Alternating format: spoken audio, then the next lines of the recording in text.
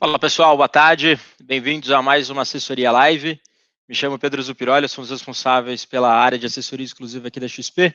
E hoje eu estou com dois convidados mais do que especiais para bater um papo com a gente, que é o Damon Carvalho e a Marcela Rocha.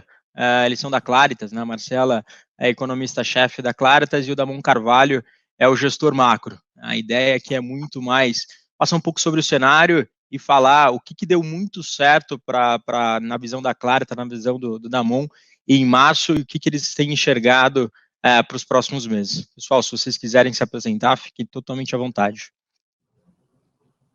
Pedro, boa tarde pessoal, é um prazer a gente estar aqui presente nessa live. Eu sou Damon Carvalho, vou falar um pouquinho do meu histórico. Eu tenho 25 anos de experiência no mercado financeiro, comecei a minha carreira sempre em asset, sempre tocando fundos macro. Comecei no banco Chase Manhattan Asset Management, JP Morgan Asset Management, fiquei lá por volta de 8 anos, mais 2 anos na época no ABN AMRO. Aí eu passei durante 7 anos pela Fatora Administração de Recursos, entrando como gestor responsável pelos fundos macro, até nos final dos meus 7 anos lá, eu ser responsável pela Asset, ser o presidente da Asset, até quando eu fui convidado para ser sócio da Claritas Investimentos, responsável pela área macro. Já estou na Claritas há 8 anos, deixamos de ser sócio em 2016, quando a gente vendeu 100% da nossa sociedade para a Principal Financial Group. E mais para frente eu falo um pouco mais sobre a Claritas, sobre a Principal e assim por diante. Legal. Boa tarde a todos. Primeiramente, obrigada pela oportunidade, Pedro, e a todos, para a gente bater um bate-papo agora nesse momento tão especial. Sou a Marcela Rocha, economista-chefe da Claritas. Eu já trabalho na Claritas há 7 anos. Com o Damon, eu já trabalho há mais de 10 anos, 12 anos para ser exata. Além de ser economista-chefe da Claritas, eu faço parte do Comitê Macroeconômico da IMA há alguns anos também. Não, legal. Bom, pessoal, acho que o cenário ele até pede um pouco mais de proximidade. A gente tem tido bastante proximidade com todos os nossos clientes, né? Esse canal da assessoria live, a gente basicamente transmite 60 horas de conteúdo gratuito para todos os clientes. E o que é mais que a gente tem visto, né? Acho que, antes de a gente entrar no detalhe macro, eu queria até que o Damon e você até, Marcela, apresentasse um pouco mais sobre a Claritas, quem são vocês, qual que é o tamanho de vocês, basicamente quais são as estratégias que vocês atuam hoje. Tá. Bom, vamos lá. Hoje eu vou falar um pouco da Claritas, depois eu falo da empresa que a gente faz parte hoje, do conglomerado internacional que a gente faz parte hoje. A Claritas Investimento é uma empresa que fez 20 anos ano passado, em 1999 ela nasceu. Somos hoje aproximadamente 60 funcionários, mais focados na área de gestão, grande parte nas mesas de gestão. Temos hoje sob nossa gestão quase 9,5 bilhões de reais. Eu sou responsável pela área macro, eu faço a gestão de mais ou menos 3,7 bilhões de reais. Na minha equipe eu tenho 6 pessoas diretamente ligadas, 3 economistas, sendo a Marcela responsável, economista-chefe dessa minha área, mais 2 gestores sêniores e um trader pleno. As demais áreas da Claritas, nós temos 4 áreas de negócios, grandes áreas de negócios, que são os fundos abertos. Eu toco a parte macro, Eduardo Moraes toca a parte de renda variável. Tem o Claritas Long and Short, que é bastante difundido hoje em dia na base da XP também. Então, nós tocamos as partes líquidas, embaixo do Helder Soares, que é o nosso CIO. Temos uma área de fundos estruturados e créditos sob a tutela do Cassiano Morelli, e temos uma área de Wealth Management. A área do Cassiano tem mais ou menos 1,5 bilhão de reais, e temos uma área de Wealth Management e contatos com grandes famílias, tocada pelo Ernesto Leme, que deve ter algo por volta de mais 2 bilhões de reais. Então, a Claritas como um todo são 9,5 bilhões de reais, 60 pessoas, 20 anos no Brasil, e uma equipe bastante estável. Acho que é um diferencial que a gente tem na Claritas hoje, além de ter uma grade de produtos bastante ampla, a gente tem uma equipe bastante estável. Eu, dos diretores, eu sou o diretor mais novo, eu tenho 8 anos de Claritas. A equipe trabalha junto já quase há 20 anos. Nossos fundadores continuam com a gente hoje em dia na Claritas, tocando o dia a dia, como é o caso do Helder Soares. E um pouco dessa perspectiva, a Claritas ela foi adquirida em 2012, eu me juntei à Claritas em 2012 como sócio da parte macro, mas em 2012 a Claritas foi adquirida 60% dela pela Principal Financial Group. A Principal é uma empresa de 141 anos, ela nasceu em 1879, ou seja, uma empresa bastante antiga. Ela está presente em mais de 25 países, tem 33 milhões de clientes ao redor do mundo, faz a gestão de mais de 750 bilhões de dólares, com mais de 17 mil colaboradores. A Principal ela não é muito conhecida no Brasil, ela foi mais conhecida em 99, quando ela fez uma joint venture com o Banco do Brasil, adquirindo 25% do Brasil Prev. Então, a Principal, no mundo, ela está no Brasil já faz 20 anos também, não é com essa joint venture com a Brasil Prev, ou seja, é uma empresa que veio para ficar muito tempo. E ela adquiriu a Claritas em 2012 60% e fez a totalidade da recompra das ações em março de 2016, transformando todos nós sócios em atuais executivos desse grupo, né? Legal. Então, a gente está falando de uma empresa bastante grande. Só para localizar um pouco, a Principal ela é uma empresa mais middle market, mais focada no setor de previdência no mundo. Como eu falei, são 33 milhões de clientes situados em todos os continentes, exceto o continente africano. Então, é uma empresa bastante grande lá fora, né? Não, bacana. Esse é até um ponto interessante, Damon. Se a gente for analisar o setor de previdência, que é basicamente hoje o foco da Principal, hoje no Brasil, mais de 80% dos recursos de previdência privada estão em renda fixa, né? Acho que é interessante para a gente desmistificar um pouco do que é previdência privada também. Acho que depois a gente pode bater nesse papo, que previdência privada não é aquele recurso para a gente colocar para ajudar o gerente ali do banco, e tá para fazer muito dinheiro com previdência privada, mas aí a gente precisa de um bom gestor por trás, de uma boa equipe por trás também para semear bons frutos, né? Sem dúvida. E a parceria que a gente tem feito com a XP, a gente tem um fundo de previdência de baixa volatilidade que a gente vende muito na XP, que é o Claritas Advisory, tem mais de 800 milhões de reais de patrimônio já. É um fundo que mais para frente eu espero que a gente possa falar um pouco sobre ele, porque é um fundo que eu particularmente adoro, é um fundo de previdência de baixa volatilidade, com uma performance excelente, não apenas no mês passado, mas no histórico dele como um todo. É um fundo bastante difundido na XP, que a seguradora Ecatu, e a gente tem agora também na XP Seguradora, temos um novo fundo, que é um fundo espelho desse, que também já está atingindo um patrimônio quase de 100 milhões de reais. Ou seja, a gente está entrando pesado nesse setor de previdência, e esse papel que a gente está fazendo com vocês aqui, Pedro, dessa troca de informações, desse auxílio nessa curva de aprendizado da educação financeira do brasileiro, eu acho fundamental, e sou fã desse trabalho que vocês fazem, e eu estou aqui disposto para difundir um pouco mais e ajudar nessa curva de aprendizado do brasileiro, investir. Que bom. Obrigado, Damon. Marcelo, acho que até antes da gente entrar um pouco na parte macro de estratégia, até para a gente abordar um pouco do que a gente está vivendo, né? A gente vivenciou nos últimos 60, 75 dias um panorama bastante volátil, né? Seja lá fora, seja aqui no Brasil, o VIX batendo acima dos 80 pontos, o Ibovespa caindo 40 pontos, 40% no mês passado, o dólar não para de subir. O que vocês estão enxergando ali de uma visão um pouco mais macro para a gente trazer para o nosso cliente final? Claro, Pedro, acho que é super importante a gente contextualizar em qual crise econômica nós estamos e quais são as perspectivas para essa crise que é diferente, Pedro. É sempre importante lembrar que toda essa aversão ao risco que foi observada nos últimos meses, e principalmente a sinalização de que o mundo vai entrar numa recessão novamente, não se deve a uma crise que tenha a raiz do problema na economia. A gente não está falando de problemas no setor bancário, a gente não está falando de problemas de setores da economia fracos ou bolhas que foram criadas. Essa crise que a gente está passando e esse cenário de grande incerteza se deve a uma crise que é de saúde pública por conta do coronavírus, que começou na China ali no final de janeiro e rapidamente se espalhou para outros países. O que nós estamos observando agora, Pedro? Essa recessão global, que deve ser a maior queda do PIB global desde o final da Segunda Guerra Mundial, lá na década de 40, a gente ainda não tem como estimar a profundidade. A gente sabe que o buraco da atividade global é enorme, é inevitável. Só que antes de pensar em economia, como a gente está numa crise de saúde pública, Pedro, a gente fala que o nosso grande inimigo agora, o nosso grande fator de incerteza é a evolução do coronavírus.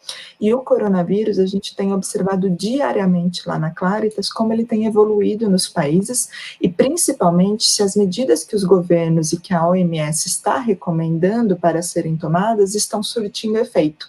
Como a pandemia não é algo usual, a última pandemia foi há mais de um século atrás, todos os países estão cumprindo o protocolo da receita chinesa e cumprindo as determinações da OMS. E qual que é esse protocolo? Para não sobrecarregar o sistema de saúde e principalmente para evitar um rápido contágio, esses países adotaram medidas de isolamento social, o famoso lockdown, a famosa restrição de mobilidade, fechamento de comércio, fechamento de serviços. Para a gente pensar no tamanho da queda da atividade global, o que a gente está olhando na Claritas é se essas medidas de isolamento, elas estão tendo sucesso em conseguir achatar a curva de casos de coronavírus ao redor do mundo. A gente já tem o caso da China, que foi um sucesso, o caso da Europa hoje já faz um mês que esses países estão em restrição e também estão tendo sucesso em conseguir reduzir o número de pessoas contaminadas, e agora a gente entra em Estados Unidos e Brasil também tomando essas medidas. Quando a gente olha essas curvas, Pedro, isso traz uma tranquilidade de que finalmente toda essa restrição, essa paralisação, né, a gente desligou o mundo da tomada, né, o mundo está parado nesse momento, ele tem um efeito de achatar a curva. Mas, Pedro, como é uma crise de saúde pública, o que a gente tem discutido muito na Claritas é que não adianta a gente ficar isolado um mês, a gente conseguir diminuir os números e tentar ligar o botão para a economia global voltar ao que era antes. A gente vai ter mudanças no cenário global e a gente vai ter muita preocupação ainda com o coronavírus. A gente não pode descartar que novas ondas aconteçam, como foi o caso da última pandemia da gripe espanhola. A gente não pode esquecer, e a gente sempre tem que lembrar que ainda vai haver muita falta de confiança das pessoas consumirem, irem em aglomerações, de tudo voltar ao normal.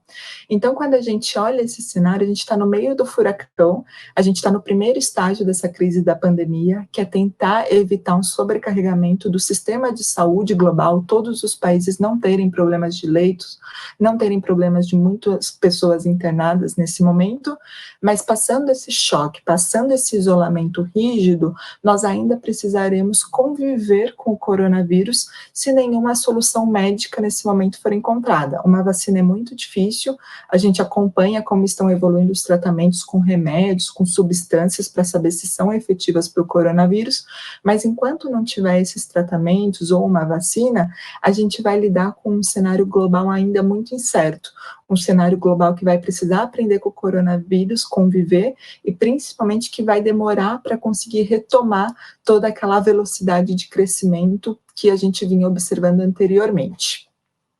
Não, legal. E muito se fala, e eu acho que isso eu até vi algumas formas de representatividade do que isso pode acontecer, né? Do como que essa retomada econômica pode acontecer. Se essa retomada vai ser em V, se ela vai ser em U, se ela vai ser em L, em W. O que vocês estão enxergando? Óbvio que a gente está no meio do furacão, é difícil da gente precisar, mas muito do que a gente tem visto de todos os bancos centrais e também ali os governos, de certa forma, incentivando na economia, né, tanto aqui no Brasil, lá fora nos Estados Unidos, o quanto isso é bom para a economia, o quanto isso é viável para a economia e, eventualmente, não gera pressões inflacionárias por a gente ter uma extrema liquidez no mercado.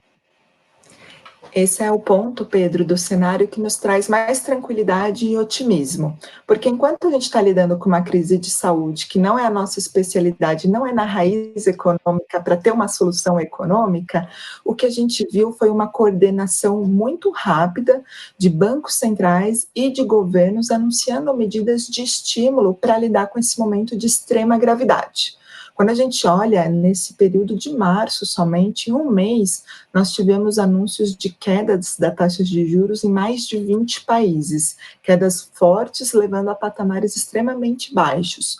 E não foi só a taxa de juros que foi utilizada, os bancos centrais tentando injetar liquidez nesse momento, fazer o crédito não parar e auxiliar a economia, também ampliaram seus balanços, comprando ativos diferentes e comprando de maneira ilimitada, não só o Fed, mas vários outros bancos centrais por aí.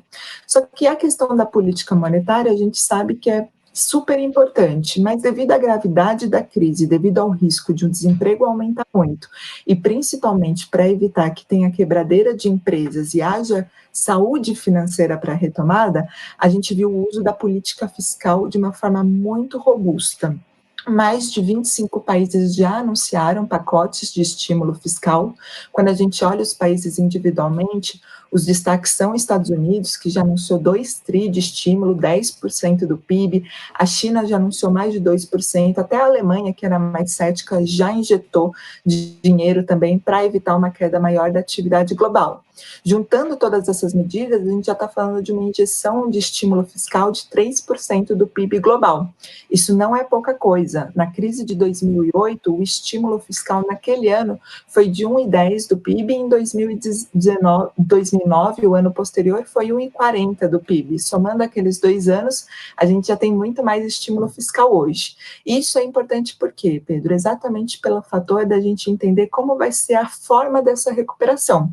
A gente não sabe quando acabam os isolamentos rígidos, mas a gente sabe que assim que a economia voltar a caminhar com as suas próprias pernas, a gente poder ter os comércios abertos, serviços funcionando, produção retomando, a gente vai ter muito estímulo ajudando essas economias nesse momento.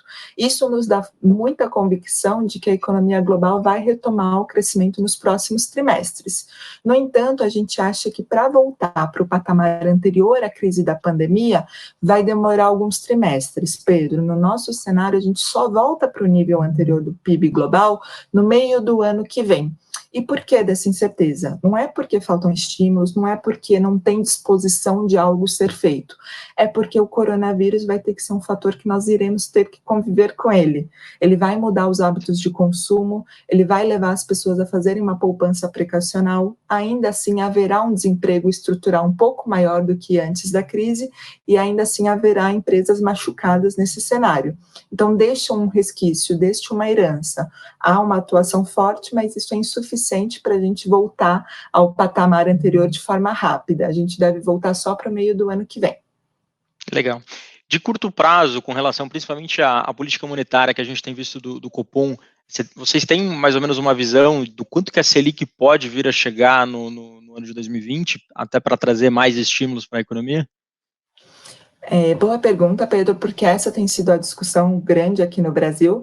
A gente lá na Claritas gosta de ressaltar sempre que nesse cenário que o Brasil também se encontra, que é um cenário de pandemia, de uma crise que é muito mais uma crise de um desastre, uma crise parecida com uma guerra do que uma crise econômica, a gente tem que usar todos os instrumentos. A gente já viu a política fiscal sendo utilizada no Brasil de uma maneira muito ampla, pacotes para ajudar empresas, pacotes para ajudar a população com renda mais vulnerável, e a gente já viu pelo lado da política monetária não só um corte da Selic, mas também corte de compulsório e principalmente injeção de liquidez, aumento das linhas de crédito, e 25 nesse curto período. Porque a gente acha que o Banco Central está sendo cauteloso para entender quais são os efeitos dessa queda da taxa de juros. Porque a gente sabe que no momento o que falta numa crise como essa não é um custo do crédito alto, é falta liquidez mesmo, falta segurança, falta risco para chegar esse dinheiro nas empresas. O Banco Central quer que o canal não fique empossado, não tenha obstrução, e ele quer fazer com que o dinheiro chegue nas empresas. E quando ele reduz a Selic, o Copom está muito preocupado com os efeitos secundários dessa queda. Ele está falando que ele está preocupado com a desvalorização do real, ele está falando que está preocupado com o desenvolvimento fiscal, se essas medidas de estímulo vão ficar circunscritas somente à crise do coronavírus, e ele também está preocupado com as condições financeiras, com a inclinação da curva de juros. Então, a gente acha que se até a reunião de maio o Copom tiver respostas positivas em relação a esses fatores, ele tem espaço para cortar mais. A inflação está muito bem controlada, as expectativas ancoradas, e a gente tem hoje uma grande recessão contratada no Brasil. Mas enquanto o Copom estiver cético em relação a esses fatores, nos parece que ele vai indo em passos graduais, corta 50 em maio, deixa a porta aberta. Se o fiscal não der susto, se ele entender que tem comprometimento e a gente vê o mundo dando uma trégua, ele pode cortar mais porque a inflação permite. Entendi. E de alguma forma, o dólar subindo ali nos níveis acima de 5,30, chegou a bater ali 5,33, assusta uma certa parte de inflação, leva uma certa parte inflacionária ou é muito pouco? Esse é um ponto que a gente tem prestado muita atenção, Pedro, porque a desvalorização foi muito rápida do real, mas por enquanto a gente não vê evidências desse fator da depreciação prevalecendo em relação aos outros vetores para a inflação. Se a gente olha preços de commodities em reais ainda caem, com destaque para o preço do petróleo, que chega na gasolina muito rápido e ajuda a inflação, e o mais importante, com essa parada da produção, com essa parada da atividade, a gente tem preços de serviços e até bens duráveis, como eletrônicos, eletrodomésticos e até semiduráveis, como vestuário, mostrando queda, mostrando que, apesar de custos altos e apesar de interrupção de oferta, o efeito demanda fraca, atividade muito contracionista, está pressionando mais a inflação para baixo. Então, é um fator de atenção, a gente sempre tenta olhar os núcleos da inflação que respondem à depreciação do real, há alguma evidência de repasse, mas isso ainda não é predominante, dado queda de preços de commodities e demanda fraca num ambiente de expectativas ancoradas. Legal. Tá bom, com relação a tudo isso, né, acho que como que você está posicionado no fundo, né, dentro da visão um pouco mais macro da carteira, até o que vocês fizeram, principalmente no último ano, aproveitando um pouco desse bull market, a gente teve um fechamento de curva de juros muito forte, e muito provavelmente vocês surfaram todo esse movimento, e quando que foi o momento de virada da chave, ou se teve um momento de virada da chave de fevereiro para março, para se proteger um pouco mais na carteira macro? Bom, Pedro, eu acho que nesse caso, acho que vale a pena te lembrar um pouco que nós na Claritas, a gente, não apenas a gente fala, mas a gente acaba fazendo. Então, a gente tem todos os nossos calls gravados, mensalmente a gente faz o nosso call gravado, então os nossos áudios estão aí na web, tanto no site da Claritas quanto no web, para poder mostrar que o nosso cenário a gente vai adaptando mês a mês. Eu vou recordar um pouco o meu cenário do começo de 18 para 19, onde eu achava já um cenário de uma atividade um pouco um pouco melhor para o Brasil ao longo do ano 19, com a eleição do Bolsonaro e tudo mais. A gente tinha um cenário um pouco menos otimista do que o mercado, de uma certa forma, em termos de crescimento, porque a gente nunca viu uma expansão muito grande de investimento, mas a gente via, assim, um momento para ter uma melhora da atividade, uma melhora do potencial de risco Brasil com as reformas que estavam sendo feitas e prometidas para o ano de 2019. Então, eu não esperava, como você falou, a gente foi muito bem no ano passado, nossos fundos renderam muito bem, e no começo do ano passado, de 18 para 19, eu falei, olha, esse ano é o ano que eu não vou ganhar tanto dinheiro com juros quanto eu vou ganhar dinheiro com bolsa. Eu vou ganhar muito mais dinheiro com bolsa, e essa é a beleza da gente fazer a gestão do fundo macro, dado que meus fundos não possuem risco de crédito, apenas risco de mercado, e eu posso operar os três mercados, tanto juros, bolsa e dólar no Brasil e no mundo, eu achava que era um ano da gente ganhar bastante dinheiro com uma expansão de múltiplos na Bolsa brasileira, bem como ganhar um pouco com uma posição de real, inclusive. Eu achava que ano passado era um ano que a gente poderia ter uma melhora do real, a gente deixar de ser uma moeda de carry trade para ser uma moeda de growth, uma moeda de crescimento. Eu errei, mas consegui ganhar dinheiro. Eu gosto de brincar falando que eu prefiro não estar certo, mas eu prefiro ganhar dinheiro para os meus clientes, e é o que a gente tem feito. Mas eu ganhei muito dinheiro com juros ano passado, justamente por conta da frustração com o crescimento. E se você lembrar, aí vale a pena os cabelos brancos que a gente tem, ao longo dos anos todos, e já tendo passado por tantas crises e tantas promessas de tantos governos aqui no Brasil e fora, eu sempre lembro que a gente começa sempre muito otimista todos os anos. A gente começa o ano achando que vai ser tudo ótimo. Eu não sei se é a roupa branca do Réveillon, ou se é alguma promessa que a gente acaba fazendo, mas a gente sempre acha que vai ser muito melhor do que acaba efetivamente sendo. E a gente na Claritas, e aí é uma vantagem de eu trabalhar tanto tempo com a Marcela, é que a gente sempre tenta ver o que os outros não estão vendo. A gente sempre tenta ver, numa curva normal, sempre tento ver os riscos de caudas nos cenários. E ano passado, o nosso risco de cauda, apesar do nosso cenário ser de uma expansão de múltiplos, para o ano passado, uma expansão de múltiplos, a gente tinha algumas proteções para eventualmente um cenário de não normalização da taxa de juros. A gente até teve um call frente a outros gestores, um call mais atrasado de corte de taxa de juros em relação a outros gestores, porque o nosso cenário previa um cenário de retomada da atividade, mas não focada tanto no investimento. A gente tinha uma inflação controlada, mas que em algum momento seria necessário fazer a normalização da taxa de juros, que a gente acharia que começaria em 2020. A gente errou, mas conseguimos pegar o movimento de fechamento de taxa no passado, e a gente entrou esse ano de novo com um cenário onde a gente tinha uma normalização do cenário de crescimento global. A gente falava em crescimento global no começo do ano por volta de 3,20, Brasil a gente falava em 2,20, desde outubro a Marcela já falava um crescimento para 2020 por volta de 2,20, enquanto muita gente, outras casas estavam um crescimento abaixo, depois começou o ano, foram para crescimentos muito além do nosso 2,20, foi para um crescimento de 2,8%, 3%. A gente continuou nunca acreditando nesse crescimento tão forte de Brasil, por acreditar que era um ano de eleições, um ano com restrições fiscais muito importantes. E quando começou o cenário, como a Marcela bem comentou, quando começou um cenário onde a gente viu que o crescimento global poderia ser um pouco menor do que o esperado, principalmente na China, por conta do surgimento de uma nova crise que a gente esperava imediatamente, a gente esperava que o coronavírus ficasse restrito à China por conta das medidas de isolamento, a gente começou a proteger, de uma certa forma, nossas carteiras para um ambiente de crescimento global mais fraco. Então, a gente começou a migrar nossa carteira de juros, a gente começou a reforçar as nossas posições no mercado de juros aqui no Brasil e fora também. Começamos a fazer posições aplicadas em treasuries americanas de 10 anos, desde meados de janeiro, e ao longo de fevereiro a gente reforçou essa posição começando a perceber que o espalhamento do vírus e a taxa de mortalidade era muito mais rápido do que a gente esperava, que o lockdown que foi feito na China poderia ser postergado para outras regiões no planeta. A gente não acreditava que seria tão forte quanto foi, então a gente achava que o único cenário disso era um cenário onde seriam necessárias medidas rápidas por parte dos bancos centrais e dos governos, que acabou acontecendo. Eu não achava que o Fed ia cortar tanta taxa, cortar os 150 vindo para zero, mas a gente achava que teria um espaço para fazer isso. Então, o que a gente acabou fazendo no book de juros foi fazer posições aplicadas na Treasury americana, desde o patamar ao redor de 1,60 até meados de março, quando bateu 0,60, a gente ficou muito posicionado, realizamos todas as posições de Treasury americana, que protegeu bastante as nossas posições.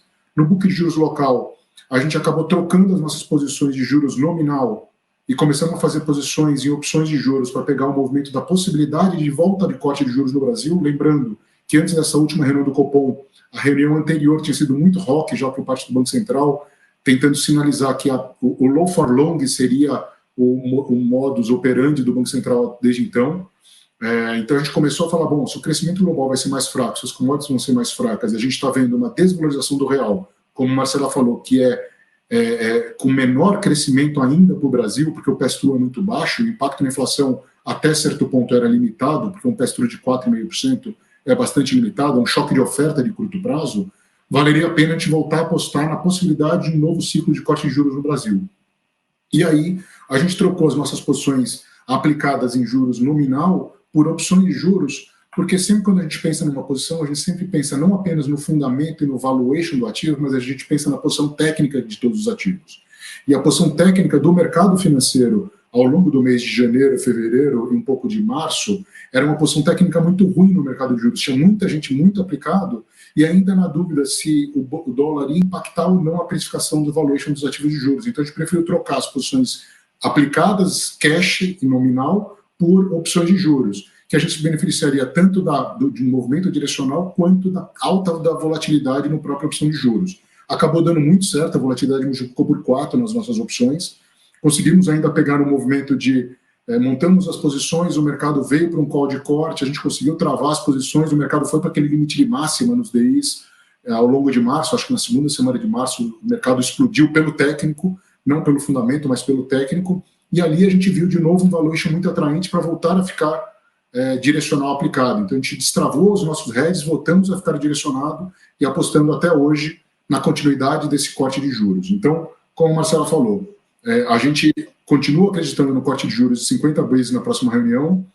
Eu até acredito que possa estender ainda mais esse ciclo, como a Marcela comentou, depende muito da continuidade do ambiente fiscalista, que essa expansão fiscal no Brasil fique apenas transitoriamente para o ano de 2020, que esses jabutis que alguns congressistas estão querendo colocar para 2021 não perdurem, que fique para agora, apenas agora como um combate a essa crise, a uma medida de calamidade. E se isso acontecer, eu acho que esses cortes de juros podem ser mais fortes no curto prazo. Como a Marcela comentou, a gente está passando por uma guerra, é a terceira guerra mundial na minha visão, só que é contra um vírus. E numa guerra você usa todos os instrumentos. E um deles, sem dúvida, vai ser a Selic também. Por menor que seja o impacto de atividade, porque para atividade um achatamento da curva de juros no Brasil, ou o dinheiro chegar na ponta final, tanto na pessoa física quanto nas micro, pequenas e médias empresas, é importantíssimo para a manutenção do emprego. A queda da taxa Selic vai ajudar no serviço da dívida, não só pelo governo brasileiro, mas também pelas pequenas empresas, que têm dívidas indexadas à CDI. Então, eu acho que são medidas que podem ser estendidas e devem continuar acontecendo. Então, como a gente tem um call de trimestre muito ruim em termos de atividade, eu acho que a gente pode ter uma continuidade no corte de Selic. Já no book de moedas, a gente começou a reforçar nossas posições ao longo de fevereiro e março, para um book mais comprado em dólar contra moedas emergentes, justamente por esse ambiente de risk-off global. Então, a gente ficou comprado em dólar contra o real, tanto em futuros contra opções de 4,50, 4,70, 5 reais. Temos algumas operações com opções hoje mais altas ainda, mas as nossas posições de hedge hoje, dado o nível do real, estão bem menores. A gente desfez grande parte dos nossos hedges, continuamos muito pequenos nesse book de dólar contra moedas emergentes, por acreditar que o valuation está muito esticado, de uma certa forma está precificado uma possível melhora do mercado. Então a gente acha que vale a pena ficar um pouco menor agora nesse nível de hedge, porque os hedges começaram a ficar muito, muito caros. E a gente também fez uma posição nesse movimento de expansão, que quem teria mais espaço para fazer uma expansão monetária no curto prazo, fiscal também, seriam os Estados Unidos. A gente fez posições compradas tanto em iene, quanto em libra esterlina, quanto em euro contra o dólar. Então a gente ficou comprado nessas moedas. E aí vem a vantagem de ter disciplina de diariamente a gente revisitar todos os nossos temas, dos nossos portfólios, e cada tema novo a gente revisita o portfólio como um todo. A gente, quando o valuation tanto do euro batendo 1,15 quanto do iene batendo 105, a gente achou que o valuation estava fair. A gente tem diversos modelos de precificação de curva de moedas também, não só de curva de juros, no Brasil e fora. A gente achou que estava fair essa curva, então valia a pena botar lucro no bolso. A gente zerou todas as nossas posições, ao redor de 100, ao redor de 1,15 no euro, que a gente até voltou a fazer agora recentemente, quando o euro estava por volta de 1,09, 1,08,5, a gente voltou a fazer algumas apostas novamente. Mas a gente fez uma aposta, lembrando que moedas ela reage muito a diferencial de crescimento e a momentum. E diferencial de crescimento naquela época, por expansão de base monetária, por expansão de QE, seria muito mais forte por parte dos Estados Unidos, que eu acho que grande parte já veio, por isso que vale a pena a gente voltar a fazer até algumas proteções novamente. Mas fizemos uma proteção comprada em dólar contra emergentes, fizemos uma proteção vendida em dólar contra países desenvolvidos, que deu muito certo e a gente realizou. E no book de bolsa, a gente, lembrando que eu sou uma área top-down, ou seja, a gente sempre traça temas de investimento de uma forma global, analisando o tema de investimento no cenário internacional, analisando o tema de investimento no Brasil, para depois a gente definir os nossos temas de investimento que a gente vai perseguir e, consequentemente, implementar as nossas estratégias, nosso portfólio mais diversificado, de acordo com o nosso nível de convicção e de assimetria de risco das posições. A gente, com uma visão top-down, a gente, num cenário de mais crescimento, a gente precisava seguir uma carteira, e aí vem de novo a beleza da gente ter uma empresa como a Claritas, que tem 20 anos de experiência, e a equipe de renda variável é uma das mais longevas da indústria, capitaneadas pelo Eduardo Soares, a equipe do Eduardo Moraes, que toca o Claritas Long Short, também um fundo muito difundido na XP. A visão que a gente tinha com eles era que eu perguntava para ele, Edu, qual que é o setor que a gente pode focar mais num ambiente de menos crescimento, um ambiente onde a gente vai ter mais aversão a risco nas moedas. Então a gente focou num setor que são os bons pagadores de dividendo, que se beneficiam de uma queda na taxa de juros, são empresas mais líderes, que a gente pode ter saindo da crise, podem até começar a absorver outras empresas menores que porventura possam passar por dificuldade de caixas de curto prazo, empresas que têm bons pagadores de dividendo, como eu falei, e empresas mais focadas no setor de elétrico, no setor de saneamento. Então, a gente acabou fazendo uma carteira mais defensiva. Naquele momento, ao longo de fevereiro, a gente reduziu a nossa exposição como um todo, pelo aumento de volatilidade, e focamos a nossa carteira mais focada no setor defensivo. Isso nas carteiras que eu gosto de brincar, que são carteiras... Eu tenho 2 books de bolsa. Tenho um book de alfa, que são essas carteiras com beta um pouco mais, uma parte de bolsa que é mais beta, que aí eu uso muito a equipe de renda variável da Claritas, dado que eu tenho uma visão muito mais top-down do que bottom-up, eu uso esse bottom-up deles, para me ajudar na composição da carteira. E minha carteira de beta 1, que aí seriam mais bancos, mais Petrobras, mais Vale, aí é uma posição que a gente acaba fazendo uma posição mais tática. Então, a gente acabou aproveitando para proteger a nossa carteira de small, que eu chamo, com posições compradas em put de bolsa. A gente comprou bastante operação de venda de bolsa desde antes do carnaval, quando a bolsa estava 115 mil pontos, a gente teve aquele primeiro gap. Naquele primeiro dia, eu já estava, naquele momento, aumentando a minha posição em Treasury, comprando mais dólar contra real e comprando mais put de bolsa.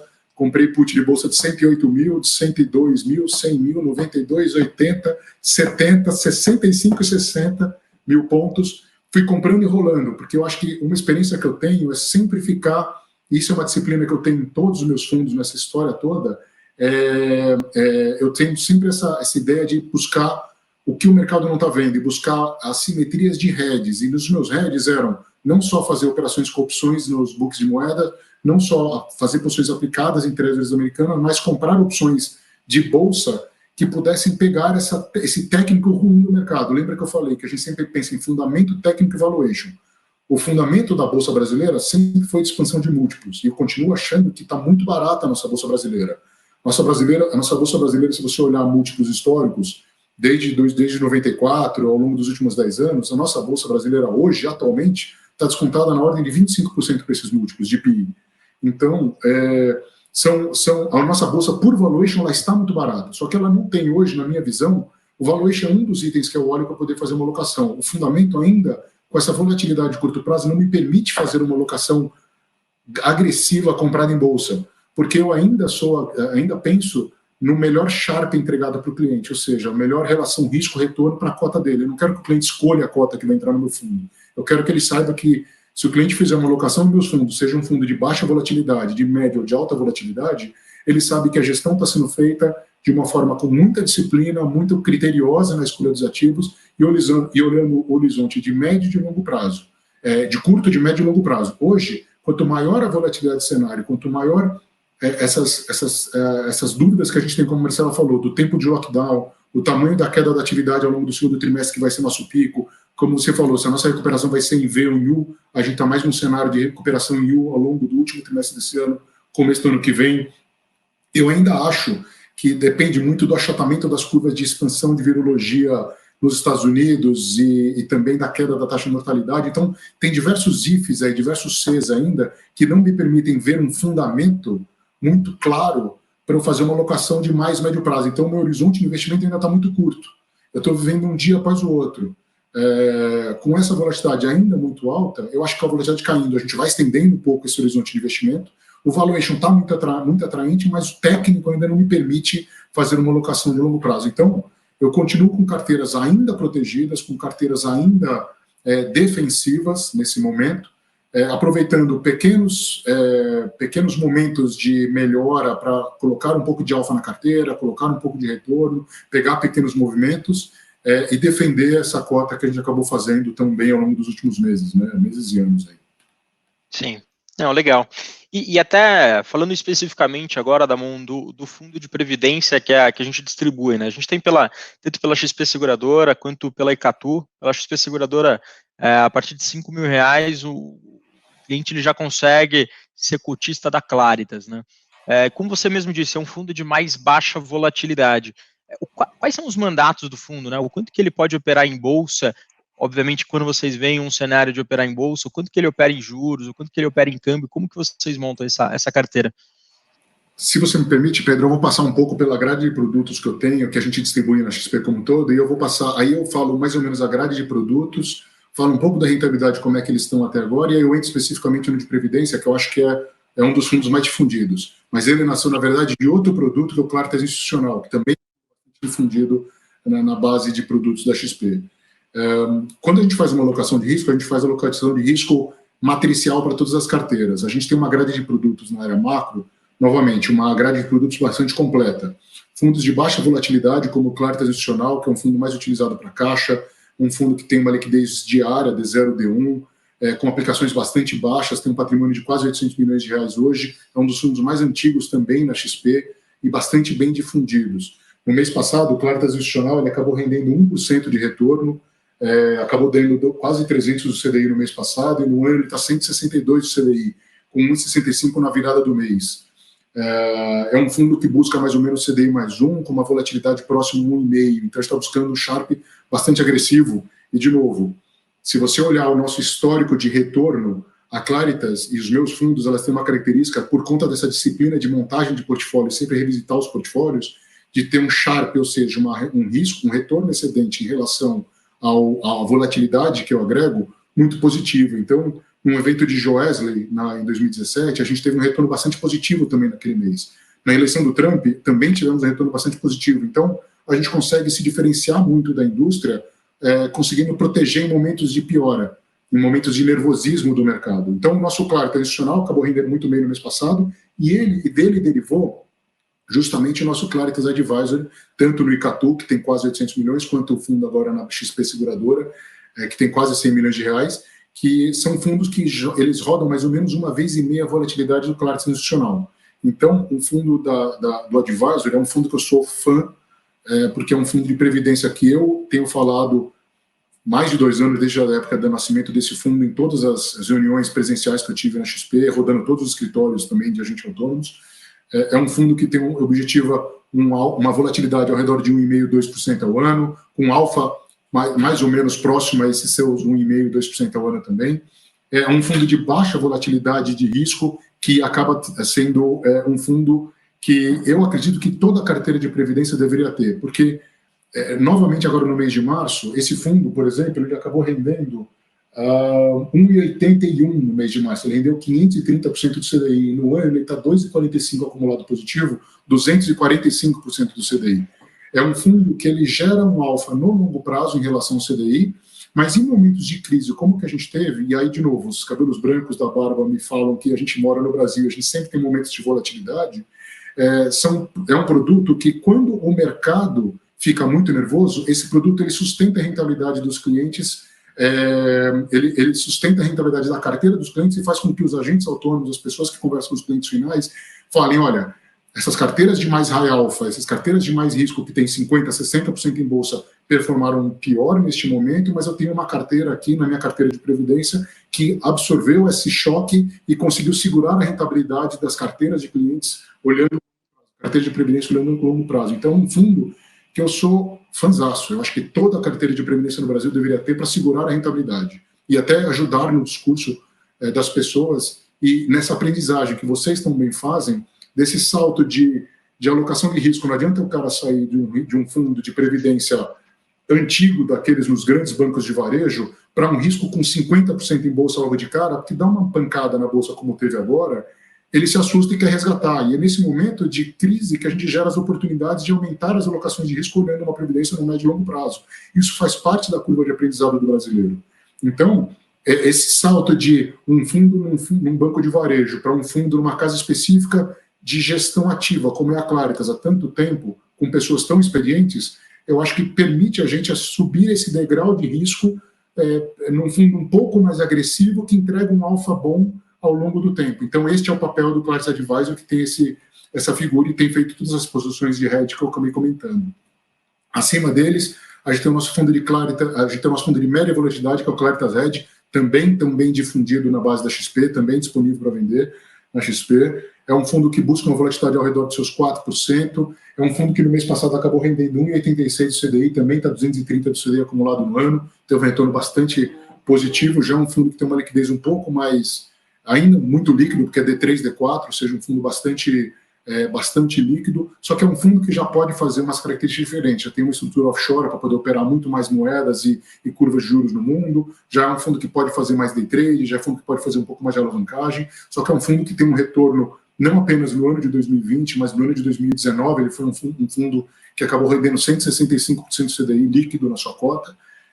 Então é um fundo que tem tido um retorno bastante positivo ao longo dos anos na casa. Inclusive, esse fundo que eu sou gestor há 8 anos, foi um dos primeiros hedge funds do mercado, ele nasceu em 99 na Claritas, e um dos próprios gestores desse fundo foi o próprio Roberto Campos, que hoje é presidente do Banco Central. Então, é um fundo que passou por diversos gestores aí, eu sou o gestor dele ao longo dos últimos anos.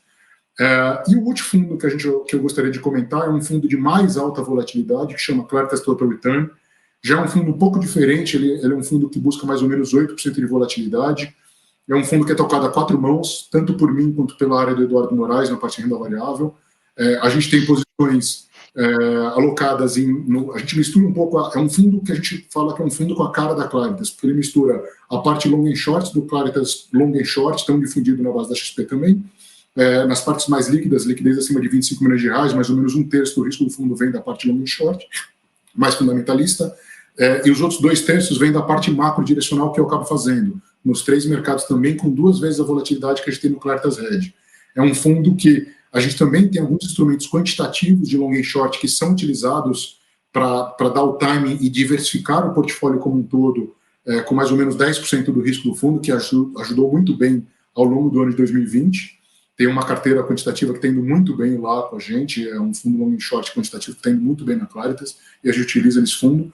E é um fundo que no mês passado ele acabou rendendo 3% quase, 2,75% de retorno, 3,10% acumulado no ano, está com um retorno acima de 300 CDI no ano. No mês onde muitos desses concorrentes nossos de high vol, de alta volatilidade, deram retornos muito negativos, a gente acabou agregando 3% quase de retorno positivo. É um fundo que ano passado acabou rendendo 250% do CDI líquido, com 14,5% de retorno no ano passado, e esse ano de novo está entregando um alfa muito bom, com essas estratégias bastante diversificadas, tanto quantitativas long and short, quanto fundamentalistas long and short, quanto direcionais no Brasil e no mundo, com posições um pouco mais alavancadas, direcionais, que a gente acabou pegando muito bem. Então, nessa grade de produtos tão diversificada, e matricialmente a gente fazendo alocação de risco em todas essas classes, a gente acaba fazendo não só alocação de risco ativo, quanto também os hedges, que, de novo, é uma das características que eu tenho lá na Claritas de defender muito. Eu sou muito avesso a ter cotas muito negativas. Eu gosto de, como eu falei, eu gosto que meus clientes saibam que a gestão é bem feita, de uma maneira sólida, e que eles não precisem escolher cotas para entrar no meu fundo. Eles podem entrar hoje, amanhã, depois, que a gente pode, eventualmente, a gente vai errar sim, é o papel da gestão a gente acertar e errar, mas no longo prazo a gente espera acertar mais do que errar aí na composição da cota. Legal. E uma pergunta que surgiu até, a gente tem um chat aberto, falando até um pouco de previdência, né? Eu como investidor, toda a minha parte mais de longo prazo, principalmente nos multimercados, a minha parte de bolsa, é por N características tributárias que a Previdência tem de levar ali no final do final de 10 anos, você tem uma tributação de 10%, eu tenho a minha parte mais de longo prazo, ali tenho quase 30% da minha carteira em Previdência. Quantos por cento que vocês trabalham, né? Qual é o percentual da carteira pessoal de vocês, que acaba surgindo de curiosidade também dos clientes, vocês olham para a Previdência privada? Para responder essa pergunta, Pedro, eu acho que eu até esqueci de te responder sobre o tamanho da alocação que eu faço por classe de ativo no Claritas Advisory. Eu vou só fazer um parênteses nesse detalhe, porque eu esqueci de responder na pergunta anterior. O Claritas Advisory ele é um fundo que pode ter, a gente não tem um limite de exposição, mas normalmente, dado que ele tem um fundo de baixa volatilidade, eu fico com uma exposição até 10% em bolsa, tanto numa carteira de small quanto numa carteira de beta 1. Posso fazer posições de juros até uma vez patrimônio, porque ele é um fundo que não permite alavancagem por ser um fundo de previdência, e o que acaba limitando as posições de previdência nele são fundos o quanto de espaço, de margem de garantia eu posso fazer para as minhas posições derivativas. Dado que é um fundo bastante líquido e só opera com títulos públicos, né, não temos risco de crédito neste fundo, a gente acaba utilizando bastante derivativos de uma maneira bastante consciente. E aí, para te responder sobre quanto de previdência cada um de nós tem, aí eu posso falar por mim, eu sou um pouco mais velho do que tanto você quanto a Marcela, eu acho que vai muito do perfil de cada um. Eu, atualmente, ainda tenho mais ou menos 40% de alocação em previdência, sendo que dessa previdência, na Claritas, nós temos uma característica de os nossos recursos estão investidos de todos os funcionários, de todos os, tanto ex-sócios quanto diretores, nossos dinheiros é investido nos próprios produtos da Claritas, então o meu dinheiro está investido em todos esses fundos que eu falei para você, tanto no Claritas Advisory, quanto no Claritas institucional, quanto no Claritas Red, quanto no Claritas Total Return, e outros produtos da Claritas também que eu tenho. É uma característica nossa para a gente alinhar os nossos para mostrar o quanto alinhado nós estamos com nossos clientes, ou seja, se eu perder dinheiro, eu vou perder para mim e para os nossos clientes. Então, estamos alinhados com nossos clientes nessa alocação de recursos. E aí eu acho que depende muito do perfil, da idade, do perfil de cada cliente, de qual momento de vida que essa pessoa está tendo, se ela tem um desembolso de caixa no curto prazo ou não, mas, sem dúvida, se você pensar na parte de previdência que essa pessoa tenha, seja uma pessoa que tem os seus 15, 20 anos de idade, ou seja uma pessoa de 60 anos de idade, 70 anos de idade, uma parte dos recursos, sem dúvida, quanto mais terceira idade essa pessoa, mais essa pessoa tem que ter dinheiro no Claritas Advisor. Quanto menos idade essa pessoa tem, ou seja, mais tempo ela tem de acúmulo na sua previdência, porque o seu retorno do investimento é mais longo, naturalmente, mais essa pessoa tem que ter alocado em produtos que têm mais alto retorno acumulado, mais alto alfa projetado, ou seja, fundos que têm uma posição em bolsa maiores. Mas eu acho que essas pessoas também não podem esquecer de ter uma parcela dos seus recursos também em fundos que agregam rentabilidade, que em momentos como esse, que a gente passa de crise aguda, uma das crises mais fortes que eu já vi passar em termos de queda de PIB, como a gente está tendo agora nesse trimestre, é o momento de você fazer uma portabilidade. De repente você tem um dinheiro nessas pessoas que estavam muito agressivas, você pode sair momentaneamente. Quem saiu lá ao longo de fevereiro ou março da posição de bolsa de portabilidade foi um pouco para um fundo mais conservador como o Claritas Advisor. Quando o mercado deu uma clareada no cenário, pode voltar a investir de novo nos fundos mais agressivos e pegar essa retomada da atividade, principalmente olhando no médio e longo prazo. Lembrando que é importantíssimo falar que quanto ao fundo de previdência, ele não pode ser visto, apesar da gente sempre falar mês a mês, o semestre, como é que a gente está rendendo e tudo mais, são produtos que a gente tem que olhar ao longuíssimo prazo, são produtos para a gente olhar a qualidade de vida, a solvência desses produtos no investimento e o quanto você pode ter de desembolso no longuíssimo prazo para a gente ter uma aposentadoria tranquila. Não, legal. E você, Marcela? Pedro, esse assunto da mão acertou, né? Como a gente é mais novo, a gente, na questão da previdência, também já está fazendo pé de meia, e eu tenho uma exposição de cerca de 45% a 50% em previdência, né?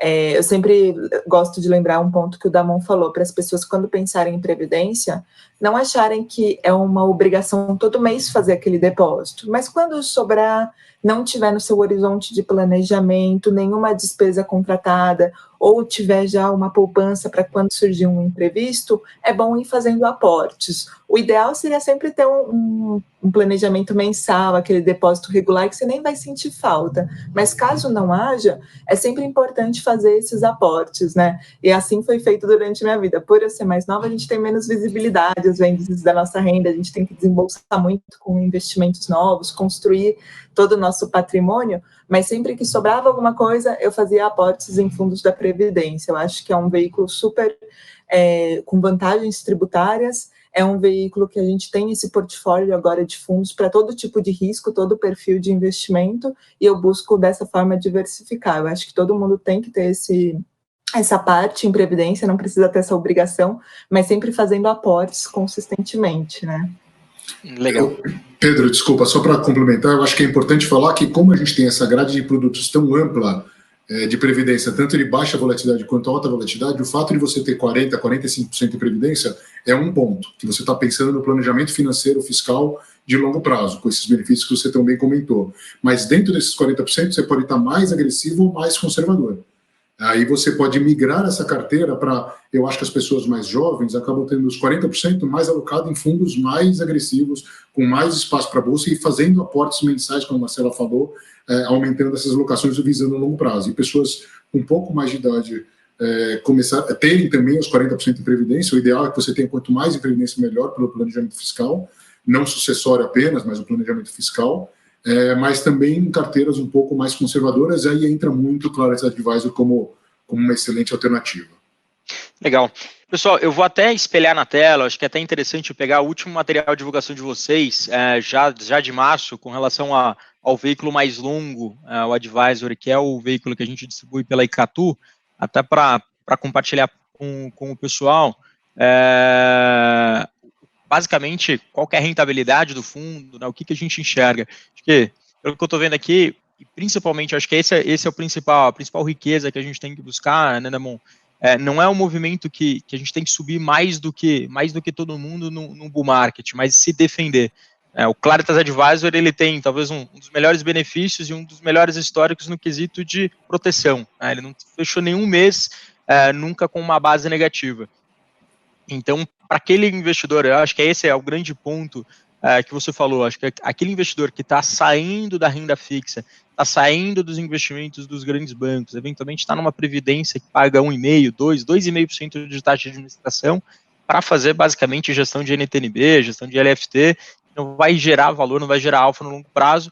Talvez o primeiro passo, e ali um passo muito bem dado, é trabalhar com um fundo de controle de risco cada vez maior e uma qualidade de gestão, como vocês mesmos explicaram, né? Acho que isso gera muita riqueza no longo prazo para qualquer tipo de investidor. Sem dúvida, sem dúvida. Eu acho que a gente, como eu comentei, eu acho que a disciplina de gestão, de montagem de portfólio, sempre incessantemente buscando assimetrias no mercado de risco-retorno dos ativos, não apenas, como você falou, não apenas acertar o mercado, mas tentar acertar o mercado com a menor volatilidade possível, é o papel da gente na Claritas como gestor responsável. A gente tenta sempre buscar uma carteira mais diversificada possível, com mais possibilidades de geração de alfa, e aí, de novo, a beleza de ser um fundo macro, que a gente não se apega a determinados mercados. A gente tenta ir no mercado, dado o horizonte de investimento vislumbrado, a gente tenta ir no mercado que a gente tem mais convicção. Por isso, o nível de convicção e a simetria de riscos é tão importante na nossa gestão no dia a dia. E ter uma carteira mais diversificada possível para ter o melhor Sharpe, ou seja, o melhor retorno entregue com a menor volatilidade possível, é a nossa busca diária dentro da Claritas. Legal. E até, acho que até uma dúvida que pode surgir, né? Acho que o fundo, por ele não ter uma exposição a crédito dentro da carteira, basicamente ter uma exposição mais a risco de mercado, qual que é o tamanho, se vocês têm uma ideia, qual que é o tamanho de capacity que esse fundo pode atingir? A gente tem quase 900 milhões via Icatu, 100 milhões via XP. O quanto que vocês enxergam que seria um tamanho ideal para trabalhar com essa estratégia?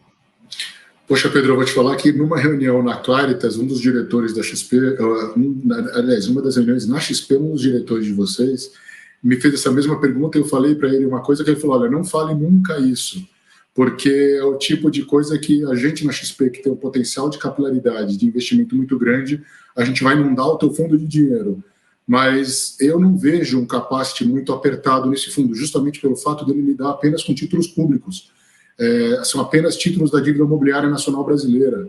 Então, eu não tenho uma restrição de liquidez nesse produto, porque ele só entra em ativos líquidos e títulos públicos. Então, o que vai acabar me limitando, eventualmente, uma posição ou outra, é uma posição em uma ação ou outra, se a gente entrar numa ação específica de small cap, que pode limitar uma alocação de curto prazo, mas isso já é uma das coisas que a gente faz hoje. A gente vê a liquidez de uma ação ou de qualquer um dos ativos para a gente poder entrar na posição. Então, eu vejo tranquilamente esse fundo podendo chegar aí aos seus 10 bilhões de reais sem nenhum tipo de demérito em relação à gestão do produto. Mais uma vez, porque a gente está falando que o mercado brasileiro hoje é um mercado bastante líquido. É óbvio que em momentos de nervosismo, como que a gente teve agora, onde até os títulos públicos ficam bastante ilíquidos, e aí precisou da intervenção do Banco Central, a gente também aí é nosso papel como gestor também tentar vislumbrar esse cenário e manter um pouco mais de caixa, manter um pouco mais de liquidez no overnight para tentar fazer frente a eventuais saques. Mas como a gente teve uma performance bastante positiva ao longo desses últimos tempos, e eu acho que a base de clientes, não só da XP, tem percebido isso ao longo dessas últimas crises que a gente tem visto, tem permitido a gente ter uma bastante tranquilidade nessa nossa curva ABC de clientes na base de passivo, e a gente tem conseguido ter bastante aplicações, ainda continuamos tendo muitas aplicações diárias nesse produto. Então, eu não vejo um risco de fechamento desse fundo no curto prazo. Eu vejo esse fundo um pedaço, como eu vejo um pedaço das carteiras de previdência no Brasil como um todo, dos fundos abertos de Brasil como um todo, eu vejo como esse fundo sendo possível atingir 10 bilhões de reais tranquilamente, e não vai... o problema vai ser muito bom para mim, porque eu vou ter que contratar mais gente para trabalhar comigo para poder fazer essa gestão continuar sendo excelente como tem sido. Não, legal. Pessoal, acho que é mais por isso, né? Até para a gente apresentar um pouco mais sobre a Ast, apresentar um pouco mais sobre o detalhamento do produto, e eu acho que até fica um recado para todos os clientes que estão nos assistindo, que olha a questão da previdência como um investimento, né? Acho que a gente nunca pode ignorar isso, mas não, isso aqui é para aposentadoria, isso aqui eu vou olhar daqui 40 anos e ok. A parte de previdência talvez seja um dos melhores veículos, se não o melhor veículo, né? Eu costumo dizer que previdência privada é um fundo exclusivo muito barato, né? Porque você consegue transitar dentro das estratégias sem necessariamente fazer qualquer tipo de resgate, e muito, muito melhor ainda, a questão tributária, a gente chega em 10% numa alíquota regressiva. O que eu convido todo mundo que está nos assistindo puxe todos os extratos, fala com o seu gerente, veja como está a sua previdência, encaminha isso para o teu assessor. Eu acho que é uma riqueza de um compartilhamento de informação, e aqui a gente está com duas personalidades, pessoas que têm mais como no caso da Mon, 25 anos de experiência no mercado, todo o recurso deles estão na Claritas, então praticamente todo o alfa que eles estão buscando, toda a rentabilidade que eles estão buscando é exatamente a mesma rentabilidade que você está buscando. Então, a gente sempre tem que investir em uma simetria que a situação seja igual para ambos, né? Tanto para o investidor, tanto para quem está fazendo essa gestão. E é isso que eu busco sempre identificar, eu busco sempre sugerir para todos os meus clientes. Eu não sei se vocês têm alguma coisa a mais a ponderar, eventualmente só para a gente fazer um fechamento aqui para o pessoal. Eu acho que eu gostaria de citar que a gente ainda está passando, como você falou no começo da apresentação da nossa live, a gente está passando pelo olho do furacão. No olho do furacão, em geral, a gente tem uma queda, a gente tem uma calmaria, mas essa calmaria ela pode ser, no próximo passo ainda pode ser o nervosismo. Então, eu ainda não vejo, o meu cenário ainda é um cenário bastante cauteloso, a gente está passando por um período ainda bastante singular de volatilidade, de crise abrupta de atividade, não apenas no Brasil como no mundo. Ainda precisamos ver, para ter um cenário, eu costumo fazer uma analogia, a gente está vendo hoje um copo como se fosse um copo com água cheio de areia, e essa areia ainda está muito mexida, então a água ainda está muito turva. Quando a água está muito turva, você não consegue ver do outro lado de uma maneira transparente e clara para fazer um investimento olhando o médio prazo. Você ainda tem que ter momentos de tranquilidade, serenidade. Eu acho que mudanças abruptas de portfólio, seja na pessoa física quanto nós, na parte da gestão profissional das carteiras, eu acho que é muito temerário nesse momento. Eu acho que tem que ter muita paciência, muita disciplina na alocação de recursos, e tentando vislumbrar esses 4 itens que a gente pontuou para definir essa transparência do mercado, seja um achatamento da curva de espalhamento do vírus, seja um achatamento da curva de mortalidade lá fora, lembrando que a gente está um passo atrás dos Estados Unidos, Europa, e 2 passos atrás de China, então a gente precisa ainda ver como é que esses países estão se portando nessa crise muito abrupta, de novo, a Terceira Guerra Mundial contra a saúde. Precisamos dar tempo às medidas fiscais e monetárias dos bancos centrais e dos governos fazerem efeito, e continuar apostando aí, continuar aguardando o surgimento de tratamento, seja via um remédio que clareie um pouco mais esse nosso cenário de impacto na atividade. Para a gente, se Deus quiser, olhar que essa crise vai ser tomada apenas no segundo trimestre e a gente consiga começar a olhar para um horizonte de mais 6 meses, uma retomada na atividade, não só no Brasil como no mundo, e aí sim eu posso voltar a ter as alocações que eu tive ao longo do ano passado, com mais exposição em bolsa, com mais exposição em ativos de risco, para vislumbrar um alfa ainda mais, um alfa melhor, digamos, porque eu entregar um alfa num ambiente ruim de mercado, as pessoas podem até ficar felizes comigo, mas elas vão estar tristes em suas casas, e eu gostaria de ver meus clientes e os assessores felizes, não apenas com o retorno que eu entrego, mas também com o ambiente que a gente está vivendo. Eu acho que é um ambiente de calma, um ambiente de muita oportunidade, de muita oportunidade nessa crise para a gente gerar retorno, e, de novo, muito aprendizado na gestão de seus portfólios pessoa física. E, de novo, eu parabenizo a vocês, Pedro, pelo trabalho que vocês fazem de educação financeira para todos os clientes finais, e podem contar comigo na Claritas, com toda a equipe da Claritas, não só a minha área macro, como a área econômica com a Marcela, a nossa área comercial, para ajudar vocês nesse papel aí de educação financeira do investidor nacional. Pedro, eu também gostaria de agradecer vocês pela oportunidade, por esse bate-papo, e como mensagem final, não só pensando nesse cenário de muita incerteza que o Damon comentou, mas pensando na oportunidade para os investidores olharem corretamente os seus investimentos. Como você bem colocou, é uma ótima oportunidade para todo mundo olhar o seu extrato, olhar onde o seu dinheiro está guardado, relembrar qual que é o seu perfil de investimento, se está adequado para aquele risco, para tantas perdas que ocorreram assim em alguns fundos, procurar conhecer nós, gestores, procurar questionar todo mundo, saber o que está sendo feito com o seu dinheiro e pensar na previdência, porque esse cenário econômico de incerteza é mais um reforço para a gente pensar na nossa poupança de longo prazo, porque o Brasil já passa por um envelhecimento da população, a gente passa por um Estado reduzindo, não podendo arcar com essas despesas no longo prazo, então é mais uma oportunidade para todo mundo pensar nos seus investimentos, questionar todos aqueles que estão cuidando do seu investimento, sim,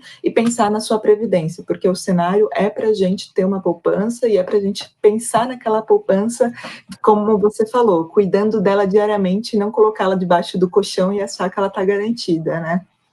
E é isso, a gente está à disposição para sempre precisar conversar, ter dúvidas. Acho que o nosso papel é esse, informar todo mundo e discutir todos esses cenários para acalmar e trazer confiança. Legal. Pessoal, obrigado pela presença de vocês. Acho que é super rico esse compartilhamento de informação. Com certeza, todos os clientes na ponta, eles ficam extremamente agradecidos pelo tempo de vocês. E eu convido, vocês a curtirem o nosso canal no YouTube, que é a Assessoria Live. Também quem está nos assistindo, os clientes que estão nos assistindo e que não curte ainda, e que também ali o lembrete para vocês curtirem, porque cada vez mais a gente tenta transmitir pessoas ali, transmitir ideias de fato do que a gente está vendo pelo mercado. Pessoal, agradeço bastante a vocês, uma ótima noite para todo mundo. Forte abraço. Obrigada.